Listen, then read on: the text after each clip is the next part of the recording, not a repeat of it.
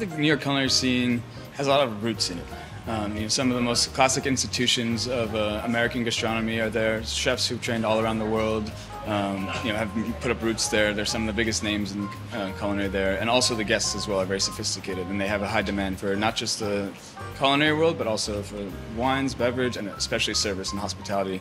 So I think in order to really make it in New York, you have to have a full package. I was actually only 18 years old when I moved to Italy. I went to culinary school, La Scuola Alma there. It was the school from Gaultier Marchesi, who was the first 3 Michelin-star Italian chef. So it's a really beautiful place. And then after that, I worked in a tiny little restaurant in the foothills of Ponte dell'Olio. It was a little Michelin-star restaurant. I lived at the restaurant, worked for free, got yelled at in Italian, had to understand Italian and figure out what I was getting yelled at. So it's a great experience for a young version of me. But what brought me there actually was partially because on my mom's side, my grandfather's family was from Italy, but my grandma, who's not from Italy, she's actually from Puerto Rico, learned all of her mother-in-law's recipes. And so we would have Italian food all the time in our family gatherings, and I was always associated Italian food with soul and family, and I wanted to learn that part of the culinary side of the world. And at that age, I knew I wanted to be in the culinary and hospitality world, so I figured, why not start in Italy? But I think when you really boil it down, everybody wants to feed you. Everybody wants to put something in your mouth. And you go to the tiniest little spot, and it's,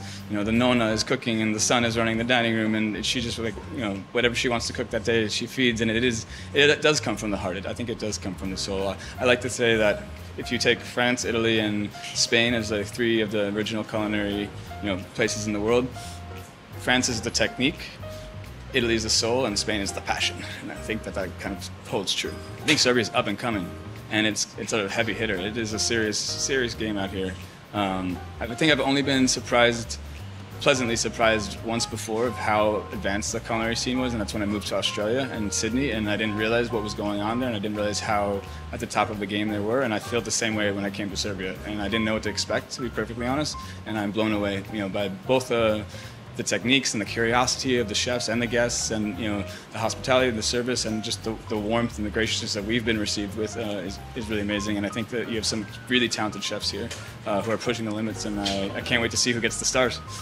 First of all, I think food, probably art, and music are 3 of the only things that truly bring everybody together. No matter who you are, it's subjective, of course, but every single person in the world can understand food, art, and music in their own way, and I think that's a beautiful thing. And part of the reason why I love being in this profession is to have some footing in that door. Well, I really believe in going and seeing other cultures and immersing yourself and trying to learn the language, although my Serbian could use some work. But for me, it was going to Japan was seeing something that I'd never really truly seen before in that way, and doing that in Dominican Republic, cooking a few dinners, learning about ingredients that I've never used. Same with Mexico or other places that I've been to, Hong Kong, for example. It's just a different world, and so if you never want to be stagnant, I feel like, as a chef. And in New York, especially, born and raised in New York, worked in New York for so long, some things just become, oh, this is what we do. But if you break out of that mold and go to other places, like even on this trip, we've gotten re-inspired as a restaurant, as a team, for the food, but also the service and different things and cocktails. And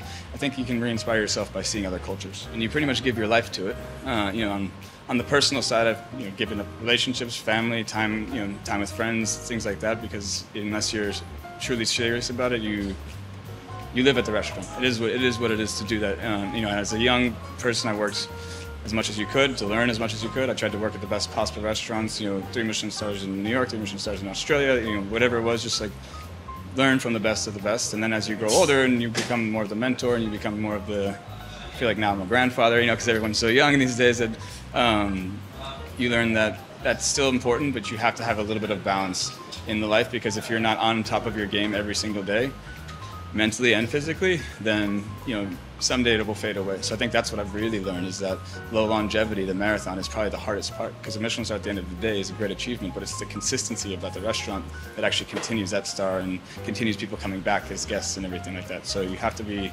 able to balance a little bit. For the Lambs Club in New York, we have a restaurant right in the heart of Manhattan. It's on 44th Street between 6th and Broadway, so it's right in the Broadway Theater District, Times Square, Bryant Park. So it's really amazing to be, as a born and raised New Yorker, to have a restaurant, my first one with ownership, to be in the heart of the city.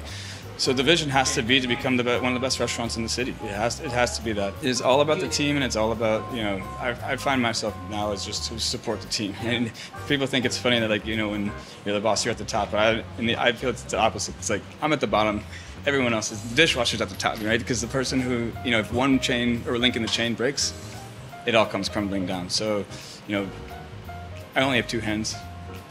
Can't do much with 2 hands, but we have 150 people that work there.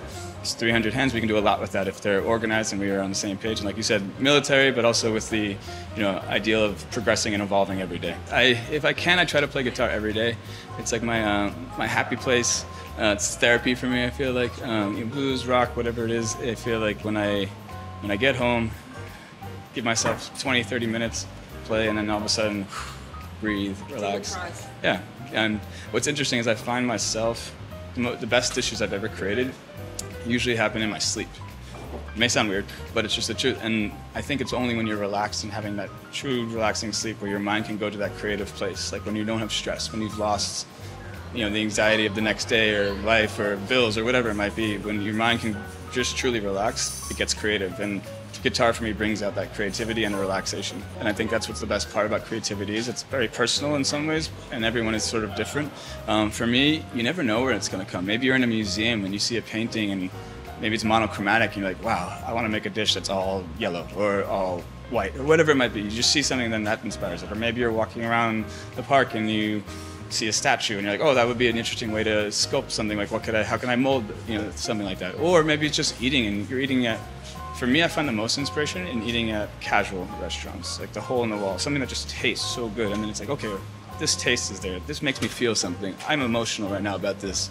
So now how can I translate into a fine dining dish? One of the dishes on the menu actually tonight, one of my favorites and one that's a staple at the restaurant, is kind of rooted in this exact concept. It's a play on a clam chowder, which is a very common New England dish, you know, in the Northeast and in New York and above Maine, New Hampshire. You know, we get some really great seafood, and so clam chowder is like a soup. It's a stew. It's very rustic almost. You know, I remember when my grandmother would make it for me, like on a cold winter's day. It made me feel warm inside. It made me feel home. Exactly. It made me feel loved almost, right? So there's real emotion in that dish. What we've done here is we've taken it and sort of separated out the components. So we have beautiful seared scallops coming from Serbia, actually, and they sit on top of a little mash of potato, leek, and bacon that's all been cooked down. And then we have a sauce made from the juice of the clams, some white wine, a little bit of creme fraiche, lime, a touch of cayenne pepper just for a little bit of kick, and then it's split with a leek oil, and then that's the dish. But when you eat it, what I tell the guests, and we did it last night, and people they felt it, I say, close your eyes, take a bite, get everything in there, and just like, feel like you're in your grandmother's home and she's making some soup. And it's like, I think it is a very special feeling when you can have that. I learned at a very young age, because I was very lucky to have amazing mentors across my career, that if a dish isn't focused and has a purpose, what's the point? You know, anyone can cook at a certain level with certain skills if you've done it for a certain amount of time. And for me, it's almost 20 years now. Anyone can learn how to cook. Anyone can put the components on a plate, make it look beautiful even, make it look tasty even. But if you really want to connect with the guests, it has to be in here, and there has to be a purpose for it. Lamstab restoran je osnovan 2009. godine. Zašto je interesantan? Nalazi se u istorijskoj zgradi koja je napravljena 1905. godine. U svakom momentu osnivanja postao je zadužen bio neki poznati šef. Trenutno je izvršni šef Džek. Postoji uvek veoma dugačka i ozbiljna vinska lista sa uglavnom nekih 500 etiketa, 4000 boca.